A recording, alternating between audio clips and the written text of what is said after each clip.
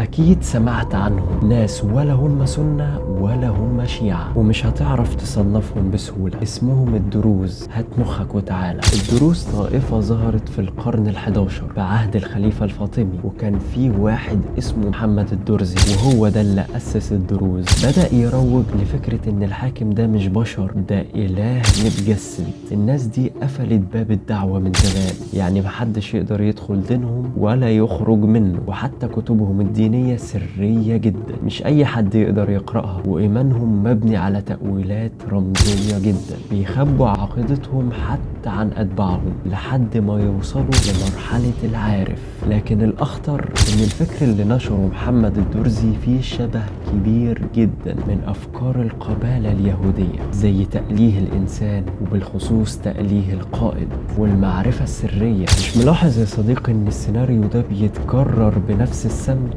اليهودية والمسيحية وحتى الإسلام. ده بقى ينقلنا لسؤال مرعب: هل كل مرة بيتكرر السيناريو ده بيكون صدفة، ولا حد بيحرك السيناريو ده ويمشيهم على نفس الخطوات؟ انا هسيبك انت تجاوب في الكومنتات. المهم نرجع للموضوع اللي احنا فيه. الدروز دلوقتي يا صديقي بيعيشوا في لبنان وبعض المناطق السورية وبعض المناطق في فلسطين. عددهم صغيرة جدا بس تأثيرهم كبير، خاصة سياسيا. بس برضو في سؤال انا عايز اسأله لك يا صديقي: ليه في طائفة دينية بقالها 1000 سنة مش بتقول للناس هي بتؤمن بإيه؟ ليه السرية؟ هل ده نوع من الحماية، ولا في حاجة مش عاوزين حد يعرفها؟ هسيب لك الإجابة في الكومنتات. بس الخلاصة عن نفسي، أنا شايف إن الدين مش بيتبنى على الكتمان. لازم تسأل نفسك: هو خايف من الناس ولا خايف الناس تفهمه؟ وفي الأصل مين اللي بيحرك المسرحية بنفس السيناريو وبنفس الخطوات؟ تابعني عشان نربط الأحداث ببعض. كان معك الفاتح، ده طرف الخيط،